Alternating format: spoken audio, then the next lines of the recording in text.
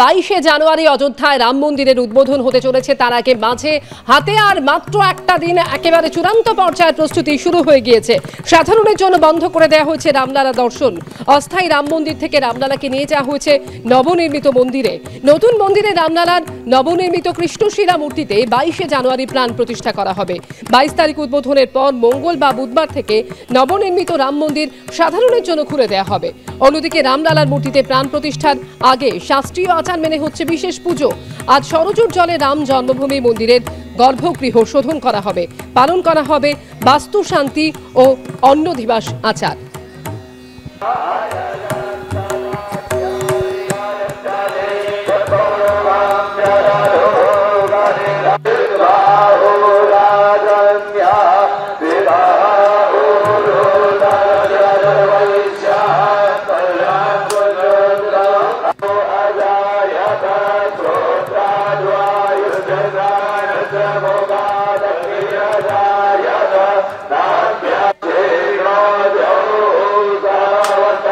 রামলালার মূর্তিতে প্রাণ প্রতিষ্ঠার আগে শাস্ত্রীয় আচার মেনে চলছে বিশেষ পুজো। আজ মন্দিরের গর্ভগৃহ শোধন করা হবে।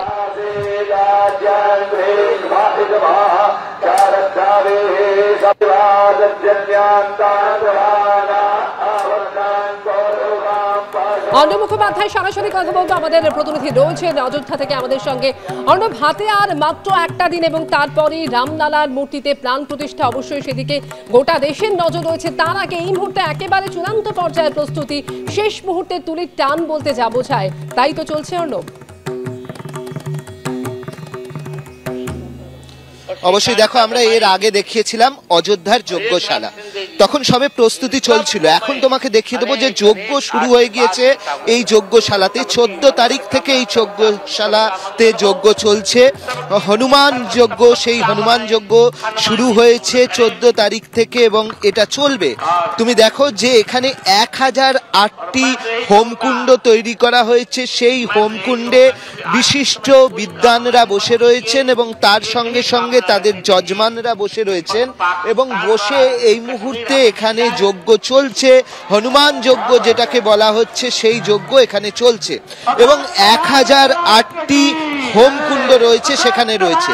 তোমাকে বলে রাখা ভালো যে এখানে টেন্ট সিটিও তৈরি করা হয়েছে, শুধু যজ্ঞস্থল নয়। তোমাকে উল্টো দিকে দেখিয়ে দেবো, এখানে প্রচুর টেন্ট তৈরি করা হয়েছে, যে টেন্টে কিন্তু প্রচুর মানুষজন থাকার ব্যবস্থা রয়েছে। তুমি দেখতে পাচ্ছ যে একদিকে যজ্ঞস্থল, অন্যদিকে টেন্ট এবং এই যজ্ঞস্থলের যে গ্যালারি, সেই গ্যালারি কিন্তু সাজিয়েছেন আবার বাঙালি শিল্পীরা। আমরা যেরকমটা জানি যে উড়িষ্যার বাঙালি শিল্পী এবং কাঁথির বাঙালি শিল্পীরা তারা হচ্ছেন এর গ্যালারিটা সাজিয়েছেন। অন্যদিকে এখানে আমরা দেখতে পাচ্ছি যে প্রচুর নিরাপত্তা রক্ষী রয়েছে। তুমি দেখতে পাচ্ছ তার কারণ এখানে একটু আগে এসছেন রাম ভদ্রাচার্য। রাম ভদ্রাচার্যকে আমরা দেখেছি। রাম ভদ্রাচার্য অত্যন্ত বিদ্বান একজন মানুষ, যিনি হচ্ছেন অন্যতম এই মামলায়, যে অযোধ্যার রাম মন্দির যে মামলা, তাতে তিনি সাক্ষী দিয়েছিলেন এবং তিনি বিভিন্ন পুরাণ এবং সেই সঙ্গে বেদ এই সমস্ত থেকে তিনি উল্লেখ করেছিলেন যে রাম জন্মভূমি নিয়ে কোথায় কি বলা আছে। সেই হচ্ছেন রাম ভদ্রাচার্য।